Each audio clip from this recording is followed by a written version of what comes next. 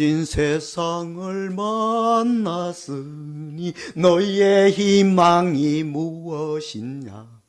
부귀와 영화를 누렸으면 내 맘이 족할까. 이 풍진 세상을 만났으니 40여 년 전에 장로의 신학대학의 신학생이었던 제가 못 마시는 술을 마시면서 객기를 부리면서 젓가락을 두들면서 인생 한탄하던 노래였습니다. 목사가 되겠다고 신학교를 왔고 교육전도사 자리를 준비하던 시절임에도 불구하고 저는 그렇게 이 광장동과 천호동과 화양리에서 헤맸던 인간이었습니다. 거리에 너둠이 내리고 안개 속에 가로등 하나 내 마음 갈 곳을 잃어 채백호의 노래 가사가 제 가사가 됐습니다. 하나님을 공부하고 하나님을 만나기로 하고 목사가 되기로 와서 광나루에 신학 공부를 하러 왔는데 저는 신학교에서 내 마음 갈 곳을 잃어버렸습니다. 그때 제 별명이 고뇌하는 청춘, 방황하는 젊음이었습니다. 목사가 되겠다는 사람이 얼마나 헤매었으면. 혹시 이 광장동 주변에 사셨던 분들은 그런 신학생들을 용서해 주시기를 바랍니다. 40년이 넘게 지난, 제가 작년에 환갑 지났거든요. 하나님이 거듭나게 하시니까 이렇게 훌륭한 목사가 되고 선교사가 됐잖아요. 그러니까 혹시 이 주변에, 교회가 바로 광장동 밑이니까 헤매는 신학생이 있으면 혹시 아차산에서 담배 피우는 연기가 나더라도 공의를 베풀어 주세요. 그들이 훌륭한 목사가 될 것입니다. 고등학교 1학년 때부터 신촌 홍익대 근처에서 살아오면서 어떤 우리 교당 교회를 다녔는데 건축하면서 싸움이 일어났어요.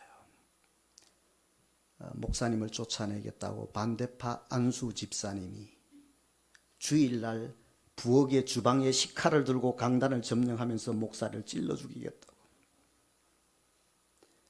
고등학교 2학년 때 그 모습을 보았습니다. 대학교 2학년 때. 그런데 그 식칼을 든 안수 집사님은 신촌에 있는 유명한 대학교 신학과 교수님의 친동생이셨습니다. 저는 신학교를 그만두기로 결심했습니다. 목사가 되겠다고 하는데 그 모습을 보고 저는 깜짝 놀라고 두려웠습니다. 내가 나중에 목사가 되어서 잘못하다가는 하나님이 순교시키는 것이 아니라 어떤 분이 나 반대파가 나 목을 찔러 죽이겠다, 그런 두려움이 있었습니다. 그리고 장신대를 안 다니기로, 그리고 일반대에 다시 가서 사람이 되기로 했습니다. 근데 불안했습니다. 목사가 되겠다고 공부하는데 또 길을 틀라 그러니까 공부도 다시 해야 되고 여러 가지 두려움이 있었습니다. 하나님 뵙기를 원합니다. 꿈에서라도 하나님 음성을 들려주십시오. 고민하며 기도했습니다. 그리고 그때부터 저는 하나님을 만나기로 작정하고 베개 대신에 성경을 베고 자기로 했습니다. 매일 저는 공동번역이라는 두꺼운 성경을 베개처럼 베고 잤습니다. 하나님, 꿈에라도 주님 음성 들려주시고 꿈에라도 나를 좀 만나주십시오. 저는 이 학교를 이제 포기했고 목사가 되기를 겁이 나서 포기했는데 그래도 하나님 음성을 듣고 정리를 하고 어느 날 건축하고 있는 지하실 청년부실에 누워서 성경책을 베고 기도하다가 깜빡 잠이 들었는데 주님이 이렇게 나타나셨습니다. 두려워 말라, 내가 너와 함께함이라. 놀라지 말라, 나는 내 하나님이 됨이니라. 내가 너와 함께하리라. 내가 너를 굳세게 하리라. 참으로 너를 도와주리라. 참으로 나의 손으로 너를 붙들리라. 하나님의 말씀이 저를 붙드셨습니다. 하나님의 말씀이 저를 도우셨습니다. 그 이후에 제가 정신이 바짝 들고 다시 학교에 가서 이렇게 다니겠다고 하고 목사가 되었습니다. 그 이후로 저는 목사가 된 것에 대해서 한 번도 흔들림이 없습니다. 우리 존경하는 유 목사님 빼고는 제가 설교를 제일 잘합니다. 제가 보통 목사가 아니잖아요. 금목사. 금목사 여러분 설교 들어본 적 있어요? 희귀성이라서 쉽지 않아요. 금보다 귀한 믿음은 참 법의 대도다. 우리 대한민국 백성들은 조금 나라의 경제적인 위기가 오면 금 모으기, 이게 금에 굉장히 관심을, 그리고 투자할 때도 이렇게 또 금모하고 또 그러잖아요. 금보다 귀한 믿음은 참 법의 대도다. 코스타리카라는 나라에 만 28년 전에 제가 가서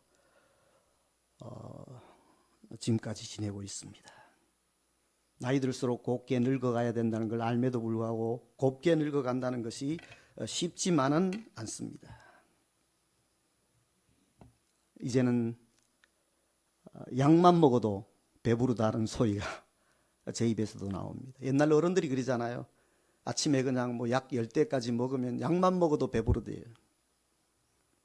무엇을 먹을까, 무엇을 입을까, 무엇을 마실까 염려하지 말라는 걸 알매도 불구하고, 제가 그 본문으로 설교하고 성경 공부 시킴에도 불구하고 제 속에는 염려가 사라지지 않습니다.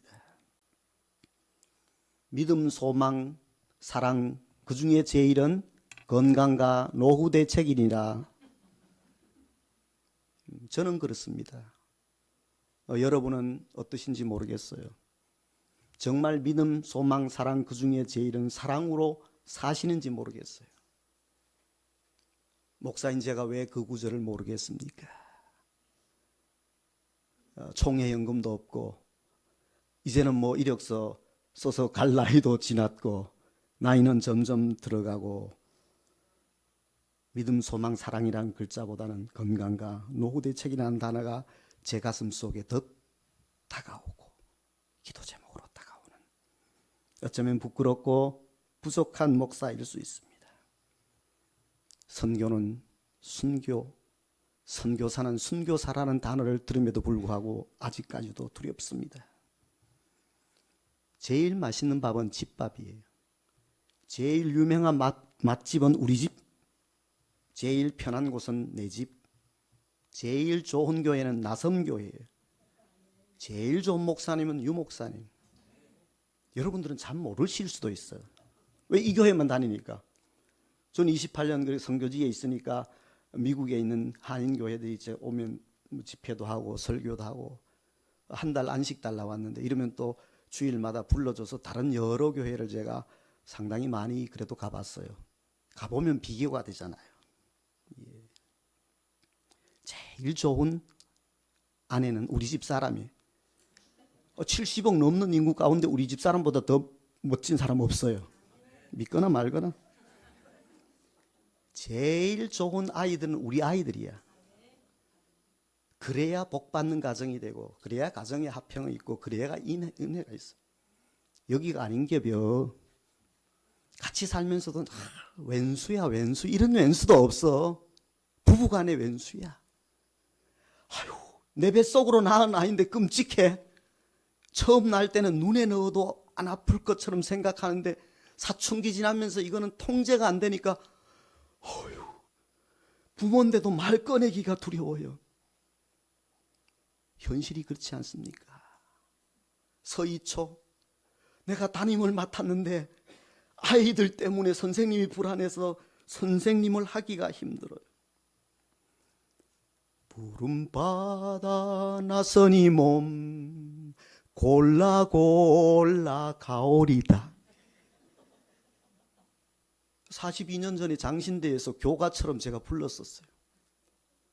골라 골라 가고 싶다고.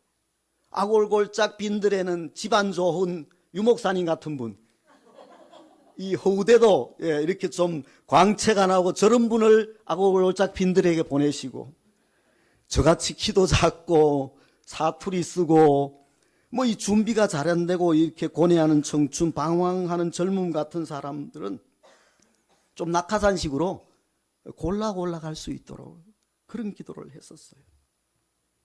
지금은요, 부름받아 나선 이놈, 이 몸이 아니고 이놈, 갈 데도 없는데 어디로 가라고 부르십니까? 아예 부르시든지 말든지. 부모님이 중직자면 진골, 성골이라고 말하고, 부모님이 집사님이면 잡골이라고 말하고, 부모님이 아무것도 아니면 해골이라고 말해요. 그 해골 출신인 제가 아무 배경 없이 이력서를 50통 100통 내어도 갈 곳 없는 이 치열한 스펙의 현장에서 어떻게 살아나겠습니까?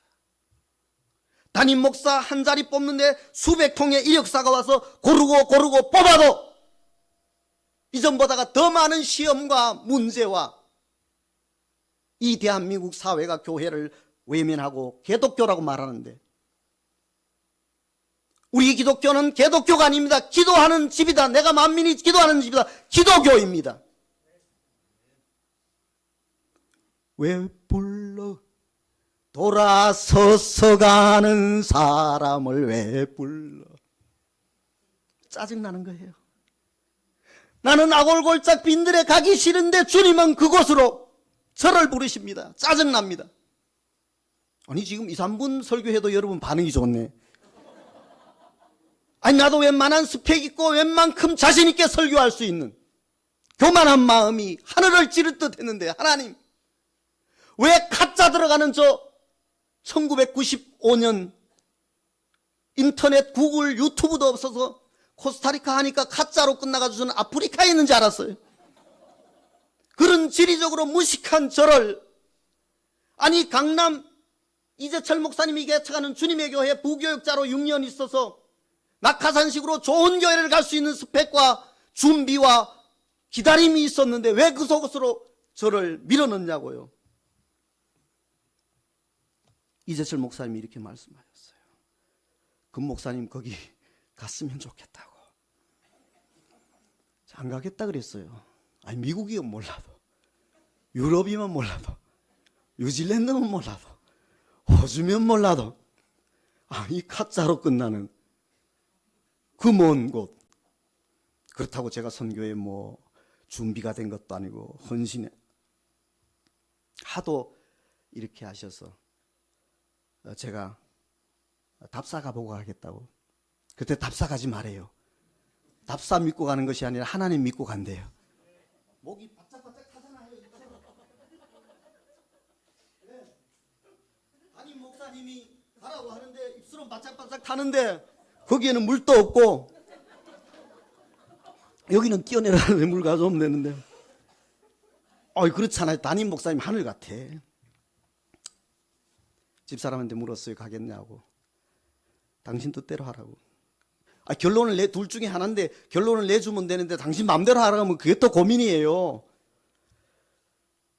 믿음은 순종인데, 순종은 두 가지인데 하나는 말씀에 대한 순종이고 하나는 상황에 대한 순종입니다. 말씀은 변함이 없습니다. 그러나 상황은 화장실 들어갈 때 나오고 이게 나올 때 다르고 뭐 아침에 다르고 저녁에 다르고, 이 변화무쌍한 상황에 대한 순종이 사실은 어려운 거예요. 근데 그 순종의 근거는 변하지 않은 말씀에 대한 순종이죠. 금 목사님 안 가셔도 좋습니다. 우리 교회 헌금이 많이 들어오니까 기독 공부에 광고를 내어서 한 달에 필요한 뭐 금액을 계약해서 선교사님 보내면 됩니다.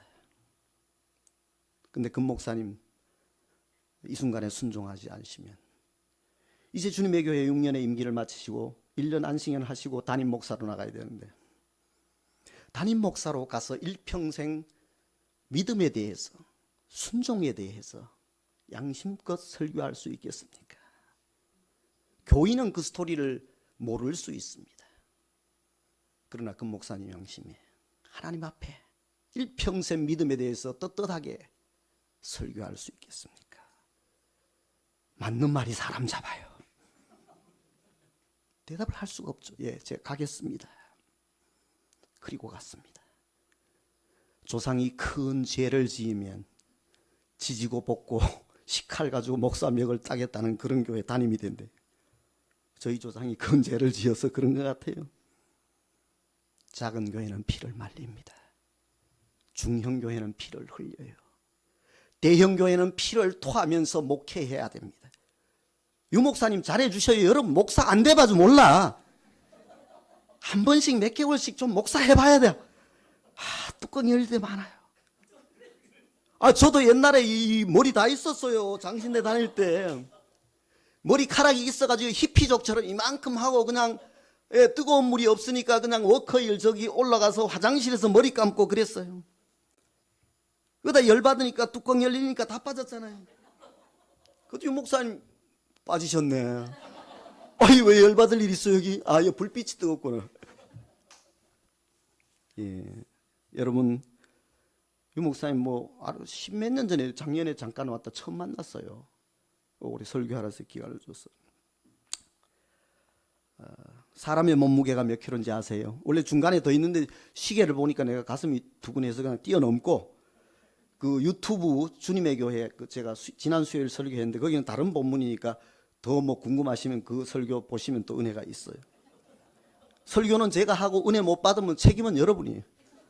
성경이 그러잖아요. 보라 지금은 구원의 날이도 보다 지금은 은혜 받을 만한 때다. 은혜 못 받으면 책임은 여러분. 사람의 몸무게가 몇 킬로예요? 50kg에서 뭐 100kg 정도 왔다 갔다. 그건 물리적인 키로죠. 다이어트 잘 하시는 분들의 몸무게는요 두근반 서근반이야. 근데 이게 먹방에 빠져서 너무 대책 없이 드시는 분의 몸무게는 천근만근이야. 천근만근 합치면 6,600kg예요. 두근반 서근반 합치면 6근 3.6kg. 우리의 인생이 그렇지 않습니까? 얼마나 먹고 살기 힘들어요. 얼마나 힘들어요. 결혼하고 연애하고 직장하고 출산하고 양육하고 다 3포 5포 9포 하다가 이제는 다 포야. 다 포기해. 사는 것 다 포기해. 죽는 것도 포기해. 그것이 많은 방콕 방에 처박혀서 안 나오는 젊은 청춘들이 50만 명이 넘는다고 하지 않습니까? 그것이 살벌한 인생이에요. 천국을 믿고 천국을 말하는데 우리의 인생은 우리의 세상은 점점 지옥처럼 우리 자전 중에 친인척 중에 그런 사람 한 사람만 있어도 집안이 지옥이야. 살벌하지 않습니까? 노골적으로 말을 못해서 그렇지 얼마나 많은 지옥 같은 현장이 오늘 우리의 삶입니까? 가슴이 두근두근거려요. 온 우주의 무해가 내게 오는 천금 많은 것 같은 아픔들이 있어요. 어떻게 사시겠습니까? 우리 신체 중에서 제일 무거운 부분이 어디입니까? 보통 연세 드시면 배가 좀 나오니까 뱃살이 있으니까 여기가 무거울 수도 있어요. 아니면 또 이제 뒤쪽 엉덩이 쪽이 이렇게 무거울 수 있어요. 삶의 무게 때문에 편두통 때문에 먹이가 늘 찌뿌듯하고 그래서 머리가 무거울 수도 있어요. 다 맞지만은요. 인생에서 가장 무거운 우리 신체 중에 무거운 것은 눈꺼풀의 무게예요. 평소에 눈꺼풀은 있는지 없는지 무게조차도 계산이 안 돼요. 그런데 정말 내가 불면증에 시달려 보세요. 약을 먹어도 안 돼. 너무너무 고통스러운 것 때문에 이제 돈을 갚아야 되는데 막아야 되는데 잠이 옵니까? 아니 새벽까지 기다렸는데도 내 자식이 전화 안 하고 나타나지도 않아. 하루 이틀인데 6개월 1년 지났는데도 인연을 끊어버려요. 잠이 옵니까 부모님이? 내 남편이 교회에서는 멀쩡한 것 같은데 밖에 나가서는 완전히 딴짓을 하는 거야. 교회 목사님에게 얘기할 수도 없어. 교회에 중직자라는 직분을 갖고 교회에 돌아버려요. 잠이 옵니까? 그럴 때 눈꺼풀의 무게가 이 눈꺼풀을 이길 장사가 없어요. 전혀 평소에는 생각하지 않았던 눈꺼풀이 그냥 쏟아지는데 그걸 이기지 못해요. 사람이 몇 가지 생각을 하면서 사는지 아십니까? 5만 가지 생각을 해요. 5만 가지. 100에서 130 정도의 IQ를 가지고 4-5가지만 생각해도 골이 지긋지긋하고 뒤통수가 당기고 밥맛이 떨어지는데요. 그 IQ 가지고 날마다 5만 가지 생각에 시달리니까 우리의 인생이 얼마나 피곤하고 힘들겠습니까? 몸이 예전 같지 않습니다. 마음은 논의로 돼 육신이 약하다고 말하기도 합니다. 시간은 자꾸 가는데 할 말이 많은데 뭐 시계 보니까 끝내야 되잖아요, 그죠? 저도 갈 일이 많고. 다음에는 밤에 불러주세요. 이게 느긋하게 부흥회처럼. 주일 대회는 제가 적성이 아니에요. 저희 집 사람이 같이 왔는데 저희 집 사람이 수지침을 하는데 수지침으로 못 고치는 질병이 없어요. 의사도 아니에요. 뭐 한의사도 아니고 전문 침술사도 아닌데 수지침 손바닥에 놓는 거잖아요. 다 고쳐요. 수술하는 거 빼놓고는 다 고쳐요. 왜? 우리 인디언 사역을 이제 그림 쭉 나오잖아요. 저 인디언들 저런 곳에 가서 하는데 손을 찌르잖아요. 근데 그 사람들이 침을 잘 모르잖아요. 찌르면 따끔따끔 하니까. 그래서 찌른 다음에 자리가 있으니까 낫냐고 물어봐요. 그럼 뭐 금방 예를 들면 불면증에 6개월 시달렸는데 이거 수지침 찔러서 1, 2분에 낫나요? 아니 허리 통증이 지금 몇 개월 되는데 거기 침자리에 놨는데 금방 그 몇 개월 허리 통증이 낫나요? 안 낫죠. 그런데 나요. 그 다음에 찔러서 낫냐고 물으면 망설여요. 그럼 또 찔러요. 그리고 두 번째 물어봐 낫냐고. 그러면 대답이 오락가락하잖아요. 그럼 또 찔려. 그럼 또 물어봐. 그러면 더 찌를까봐 그냥 안 나와도 낫다고 그래. 할렐루야. 내 믿음대로 외쳐다. 내 몸의 약함을 아시는 주 못 고칠 질병이 전혀 없네. 할렐루야. 우리의 입으로 찬송하는 그대로 믿음대로 되는 거예요. 내 믿음이 너를 구원했다. 가라. 다시는 같은 죄를 반복하지 말라. 약할 때 강함 대신에 나의 보배가 되신 주 나의 모든 것. 여러분 고백하지 않습니까? 여러분 찬송하지 않습니까? 우리의 신음도 들으시는 주님 걱정하지 마세요. 워리 돈 워리. 제가 경북 영주가 고향이. 어릴 때 개가 있었는데 7남매 중에 제가 막내. 저 시간은 자꾸 가는데 길어지네. 이렇게 응가를 하면 우리 시골 사투리로 워리 하면 개가 와가지고 다 깨끗하게 핥아먹어요. 기저귀 필요 없어요. 기저귀 차본 기억도 없어. 물집도 안 생겨요. 아이가 이렇게 대변 놓는 거 얼마나 따뜻하게 김이 모락모락 나는 걸 그냥 개를 월이라고 부르면 개가 와서 자기는 따끈한 밥이잖아요. 개는 밥이니까 아이의 그 대변이 따끈한 밥이니까 김이 모락모락한 거 따끈한 게 먹고 혀를 가지고 제 엉덩이를 핥아주잖아요. 그러면 휴지도 필요 없고 뭐 기저귀도 필요 없어요.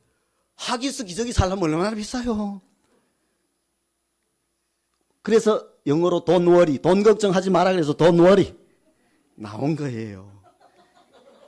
아니 세상에 개 한 마리로 7남매를 다 키우고 돈 월인데 무슨 하나님 무엇을 먹을까 마실까 이룰까 걱정하지 말라고 했는데 여러분 염려합니까? 저만 염려하면 돼요. 예.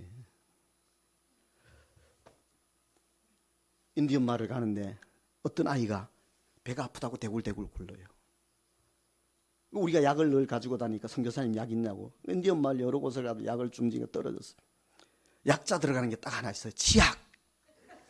치약은 약이 아니죠. 근데 약자가 한국말로 들어가잖아요. 딱 만져보니까 이빨 닦으려고 항상 조그마한 치약을 가지고 있다고. 보여주면 안 되니까 뒤로 가서 치약 조그마한 걸 열어가지고 딱 하는데 그 치약 색깔이 그때 청색, 요런 색깔이었어요. 흰색이 아니고. 손에다가 딱 발라가지고 이거는 내가 특별히 배가 막 굉장히 아플 때 쓰는 건데 아는 분에게 안 준다고. 아이 배가 아파 대굴대굴 배를 걷어가지고 이걸 손에 내 손이 약손이다 내 손이 약손이다 왜 내 손이 기도하면서 내 손이 약손이다를 이제 방언처럼 기도하는 걸 애가 깜짝 놀라지. 무슨 사람 배를 꽉 누르면서 하나님 내 손이 약손입니다 내 손이 약손입니다 이 아이를 취하여 주시고 하나님 능력으로도 이렇게 기도하면요 꽉 누르고 한 1, 2분 기도하면 낯선 사람이면 애가 울음을 그쳐요. 배 아파도. 그러면 잠이 들어요. 아니 맹장 그냥 터지지 않으면 애들은 그냥 2, 30분 자고 나면 언제 아파도 벌떡 일어나 축구해. 기적이잖아요. 치약도 약이 돼. 사도 바울이 뱀이 툭 튀어가지고 사도행전 보세요. 28장에 여기 했는데 그러면 독이 퍼져가지고 금방 죽을 줄 알았는데 멀쩡하잖아요. 그러니까 거기 추장이 거꾸로 생각해서 이 사람은 신이라고 얘기를 하는 거예요. 그게 성경의 논리예요. 내 손에 들린 것이 무엇이냐?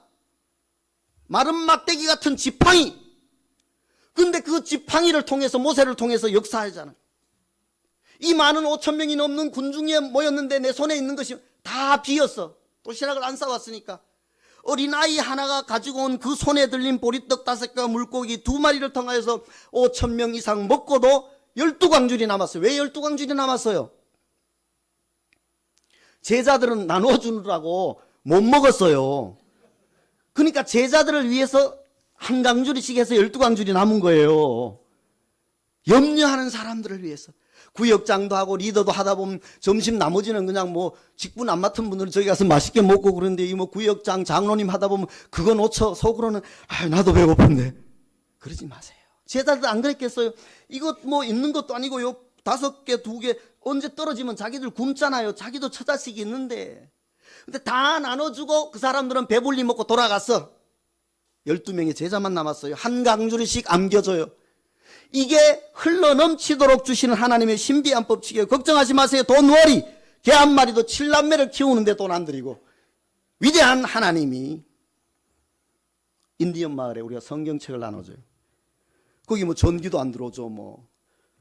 그러니까 이 휴지가 없잖아요. 뭐로 닦아요? 또 손으로 닦기는 그렇고. 바나나 잎으로 닦아요. 바나나 잎은 공짜니까. 풀잎으로 여러분 엉덩이 닦아보셨어요? 대변하시고. 아유, 바나나 잎은요, 널려 있지만 미끄러워요. 쭉 닦으면 쭉 느낌 이상해요. 뱀이 기어오는 것 같기도 하고. 보통 못해요. 그 선교사 아무나 하나. 선교비 2, 3천 불 매달 주고 28년 하라 그래 보세요. 못해요. 위대한 목사예요. 보통 목사 아니라. 근데 이 성경책을 나눠줬더니 이게 화장실에 가서 있어. 얼마나 보드랍고 좋아요. 바나나 잎보다는 이걸 찢어가지고 다 닦은가. 아유 열받았어 내가. 근데 또 화내면 그 사람도 인간이라 시험 들어요. 참고 그 다음에 이렇게 설교했어요. 다음에 이거 15,000원 이만해요. 성경 달러로 사면.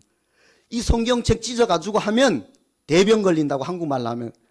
노골적으로 하면 똥구멍이 막힌다. 그렇게 설교를 해요. 그러니까 알아서 해라. 그럼 이제 겁나서 안 하는 거예요. 그렇다고 뭐 비싼 그 휴지 매번 산속에 2시간, 3시간, 5일을 걸어 들어가는 곳에 있는데 어떻게 살 수 있나? 10만이 넘는 인디오들이 있는데. 그 다음에는 전화번호부가 공짜거든. 1년에 한 번씩 나눠주는 큰 거. 그거 구해가지고 이제 저희들 나눠주고요.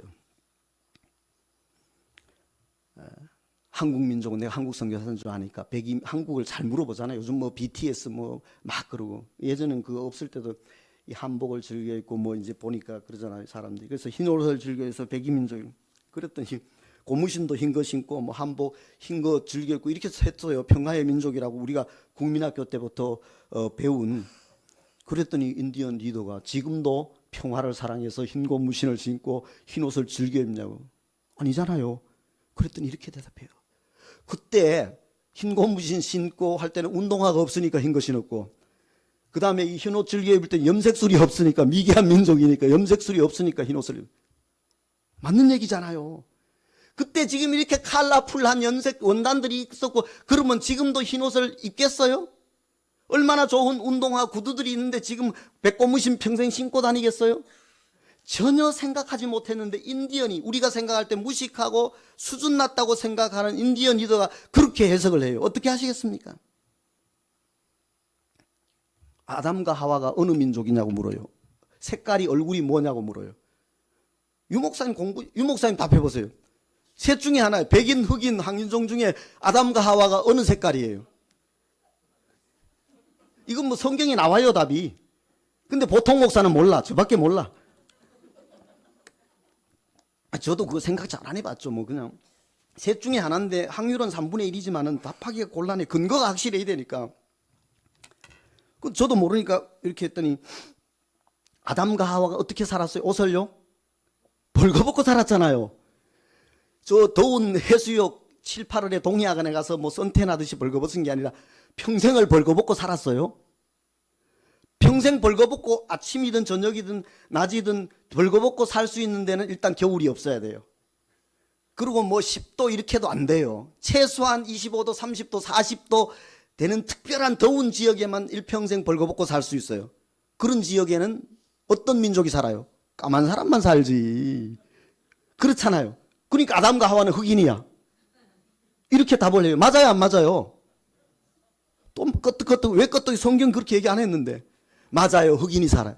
성경은 흑인이 산다고 말하지 않았지만은 흑인들은 그렇게 성경을 해석해요. 그 말을 듣고 보니까 일리가 있잖아요.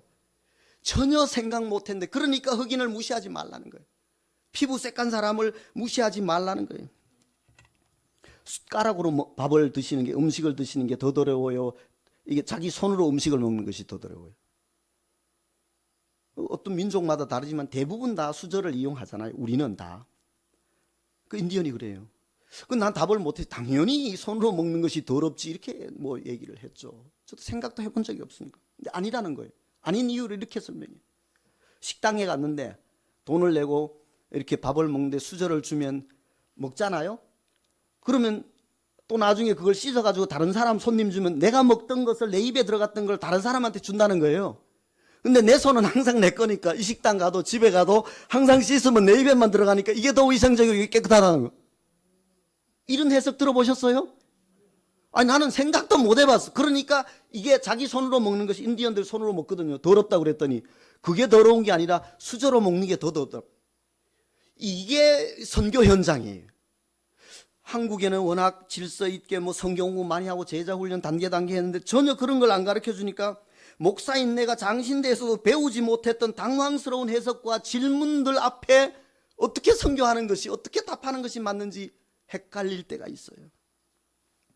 11계명이 뭔지 아세요? 사모님 대답하세요. 11계명. 10계명 말고 11계명.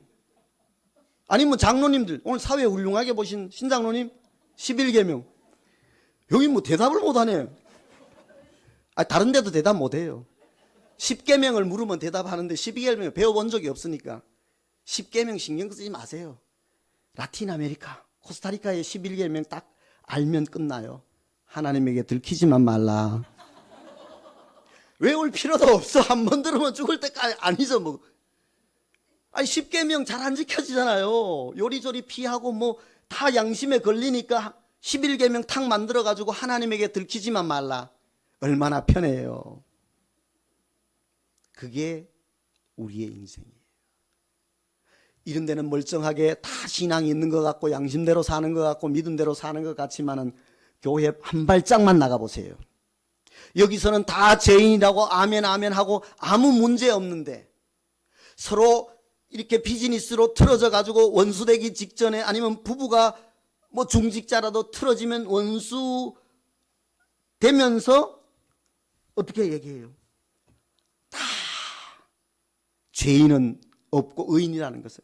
내가 이런데 당신이, 나는 이렇게 계산했는데 당신 계산이 틀렸고, 다 이권에, 다 자기 유익에, 자기 이익에, 하나님의 영광 말하지만 속에는 다 자기 주판 튕겨서.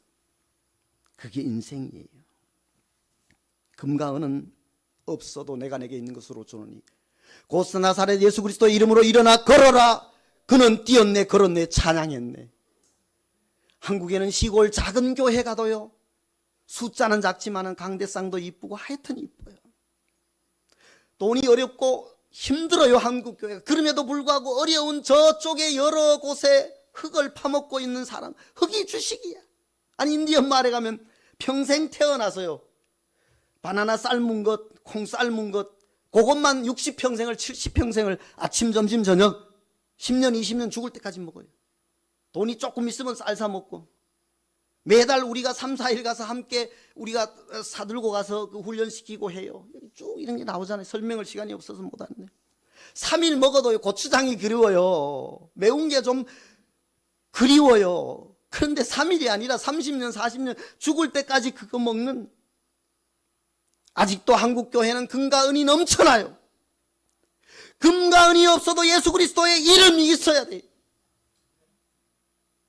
피를 흘리고 피를 토하고 피 튀기는 전쟁 같은 것이 아니라 주의 보혈 능력이 있도다. 주의 보혈 능력이 있도다. 이 강단에서 주님의 보혈이 흘러나와야 되고, 여러분의 삶에서, 여러분의 가정에서, 여러분의 모든 인생에서 주의 보혈이 필요합니다. 50통 100통 스펙을 스펙 하면서 뽑았는데 목사들이 더 사고를 치지 않습니까? 더 많은 일들을 벌리지 않습니까? 중직자들이, 교인들이. 죄송합니다. 제가 한국에서 집사라면 저는 한국교회 안 다닙니다. 정말 죄송한 표현입니다. 제 사고로, 제 머리 구조로 도저히 이 한국교회 적응이 안 돼요. 저만 그렇겠습니까? 여러분 주변에는 어떻습니까? 그럼에도 불구하고 오히려 그러기 때문에 우리가 더 기도하고 더 거룩하게 살고 더 주님 뜻대로 사는 모습을, 좀 스펙은 부족하더라도 말씀대로 살고, 50년 60년 전에 목사님들 스펙이 부족해도 성미로 정말로 살고 굶고 그렇게 살아도 그 속에서 하나님의 영광이 일어났고 교우들의 사랑이 있었고 풍성하고 넘쳤습니다. 지금은 어렵다 해도 다 먹고 살만하고 다 금과 은이 쌓여 있음에도 불구하고 더 많은 문제들이 강단에서부터 교우들의 삶 가운데, 너희 몸은 너희가 하나님께로 받은 바 너희 가운데 계신 거룩한 성령의 전인 줄 알지 못하느냐. 너희는 너희의 것이 아니라 값으로 산 것이 되었으니 너희 몸을 하나님께 영광을 돌리라. 우리는 가문의 영광을 말하고 가문의 영광에 집착하면서도 하나님의 영광에 우리의 목숨을 걸지 않습니다. 식스팩, 몸짱, 얼짱을 말하면서도 정말 우리가 하나님 앞에 하나님의 영광을, 내가 선한 싸움을 싸우고 나의 달려갈 길을 마쳤으니 이제 후로는 나를 위하여 의의 면류관이 예비되었도다. 세상에서 더 많은데 쭉쭉 이제 시간을 끝내야 되니까요. 가장 비싼 침대에 주무셔 보셨습니까? 젊은이들 유튜브에 보면 호캉스라 해가지고 하룻밤에 100만 원, 200만 원, 더 고급 아주 좋은 데는 하룻밤에 1000만 원짜리 방도 있죠. 그거 이상도 있고 특별한 층을 향해서. 여러분, 세상에서 가장 비싼 침대에 누워 보셨습니까? 세상에서 가장 비싼 침대는 병상이라는 침대입니다. 의사도 진단은 다 했지만은 지금 의술로는 방법이 없습니다. 사형 선고를 받고 병상에 누워 보셨습니까? 사형 선고쯤은 아니라도 이런저런 데 칼을 대어야 되기 때문에 두려운 마음으로 그 병상에 누워 보셨습니까? 병상은 세상에서 가장 비싼 침대입니다. 7남매 중에 막내인 제가 28년 전에 선교지로 갈 때 저희 어머님이 생존해 계셨습니다. 그때 어머님이 이렇게 말씀하셨습니다. 야야야, 시골 어른이니까 야야야야, 선교도 좋고 가도 되지만 나 죽거든 가면 안 되냐. 담임 목사님에게 말해서 나 죽거든 가라고 부탁해라. 7남매 막내로 자라난 귀한 아들, 먼 선교지를 가야 된다고 하니까 나 죽거든 가라고 어머님이 말씀하셨습니다. 그리고 몇 번 한국 와서 어머님을 뵈었고, 마지막 임종이 가까워서 제가 그때 뵈면서 기도하면서 어머님 돌아가시도 못 옵니다. 너무 멀기 때문에 오면 이틀 걸리는데 장례 끝납니다. 용서해 주십시오. 부모보다 먼저 자식이 죽으면 일평생 자식을 가슴에 묻고 산다고 말합니다. 거꾸로 당연히 연세가 많기 때문에 먼저 세상을 떠나는 것이 순리임에도 불구하고 선교사라는 지위로 어머님이 돌아가셔도 나 죽거든 가라고 그 메시지가 내 가슴 속에 있음에도 불구하고 못 왔습니다. 저는 지금까지 제 가슴 속에 나 죽거든 가라는 어머님의 메시지를 묻고 삽니다. 처남, 나 1년만 더 살고 싶어. 제 가장 큰 매형이 췌장암 진단을 받아서 이제 한두 달이면 인생을 마감한다고 의사로부터 사형 선고를 받았습니다. 병상에서 국제전화를 제게 하셔서 처남, 하나님 앞에 좀 땡깡이라도 부려서 좀 하나님한테 부탁해봐. 나 1년만 더 살고 싶어. 처남이 목사잖아. 여러분, 가장 비싼 병상에서 어떻게 신음하시겠습니까? 어떻게 기도하시겠습니까?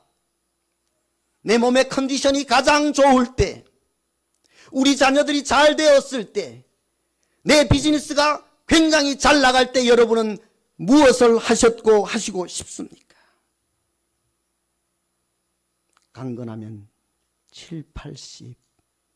그 7, 80의 세월도 쏜 화살처럼 날아간다고 말합니다.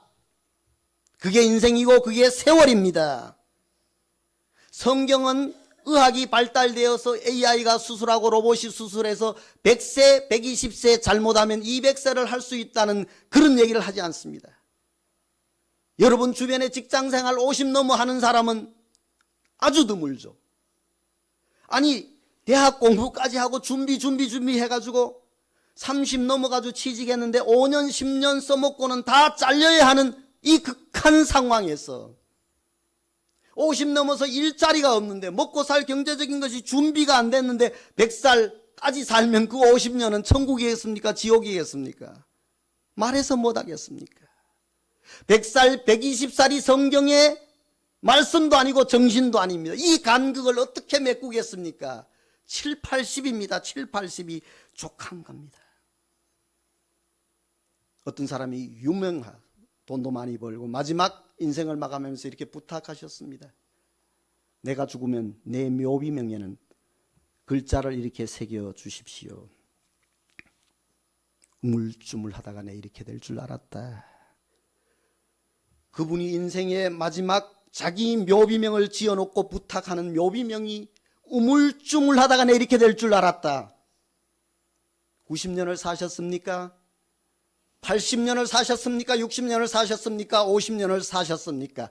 강건하면 7, 80이라도 병 없이 살아도 7, 80년에 우물쭈물하다가 그렇게 쏜화살같이 껄껄껄 조금 더 열심히 살걸, 조금 더 이해하고서 할걸, 조금 더 싸우지 말걸, 야단치지 말걸, 잔소리하지 말걸, 껄껄껄 하는 후회가 우리의 마지막 인생이지 않습니까? 28년 동안 25개 이상의 교회를 건축했고 매주 월요일 오전에 3시간, 오후에 3시간 현지인 목사님들과 성경 공부를 하고 매달 3, 4일씩 선물과 먹을 것을 싸들고 가면서 인디언 마을에 땀을 흘리고 걸어가서 함께 공부시키고 함께 교회들을 방문하고 교사 훈련을 하고 기도실을 지어놓고 사역을 하고 교도소 사역을 하고 매일 스페인어 묵상집을 만들고 선교적인 업적으로 말하면 나름대로 그래도 나도 내놓을 것만큼 우리 여기 나섬교회만큼은 안 되지만 그래도 조금 있어요. 작년 성탄절 새벽에 주님이 내게 찾아오셨습니다. 28년 동안 참 수고했다. 이런저런 거 하느라고 고생했지. 좀 그렇게 빈말이라도 좀 하나님이 내게 꿈으로 해주면 안 되나요? 그런데 하나님 너무 냉정해. 쌀쌀맞아 그런 거 물어보시지 않으셔. 거두절미하고 하나님이 이렇게 세 마디를 물어보셔요. 내가 나를 사랑하느냐? 내가 나를 사랑하느냐? 내가 나를 사랑하느냐? 대답을 못했어요. 작년에 내가 한갑이었으니까 60평생을 살았고 목사로 30년 넘게 살았고 28년의 선교 업적이 있었는데 선교 업적 열매를 물으시는 것이 아니라 내가 나를 사랑하느냐 베드로에게 물으셨다. 그 말씀을 3번 물으시는데 제가 주님을 사랑합니다 대답 못했어요. 주님 부끄럽고 죄송합니다. 주여 지난밤 내 꿈에 배었으니 그 꿈 이루어 주옵소서. 벌떡 일어나서 이제는 괜찮습니다. 하나님 교회를 안 지어도 내 선교 사역이 부족해도 내가 주님을 사랑하겠습니다. 이런 어른 과시 홍보 업적이 아니라 내가 주님을 1대1로 사랑하는 내 아들이다 사랑하는 내 딸이다라는 하나님의 음성을 듣고 내가 주님 살아가겠습니다. 난 주로 왔을 뿐인데 오히려 내가 받고 갑니다. 눈물 닦아주러 왔을 뿐인데 내 눈물만 흘리고 갑니다. 씻어주러 왔을 뿐인데 오히려 내가 씻겨졌습니다. 고쳐주러 왔는데 오히려 내가 치료되어 갑니다. 전하러 왔는데 이미 이곳에 계신 예수님을 보고 갑니다. 꿈을 가지고 와 꿈을 보고 돌아갑니다. 난 이렇게 많이 받았는데 다만 다함으로 주님을 사랑하지 못했습니다. 사랑하러 왔는데 더 큰 사랑을 받고 갑니다. 죽은 영혼 살리러 선교사로 왔는데 선교사의 영혼이 살아났습니다. 난 이렇게 많이 받았는데 더 주를 사랑하지 못함이 미안함입니다. 기도드리겠습니다.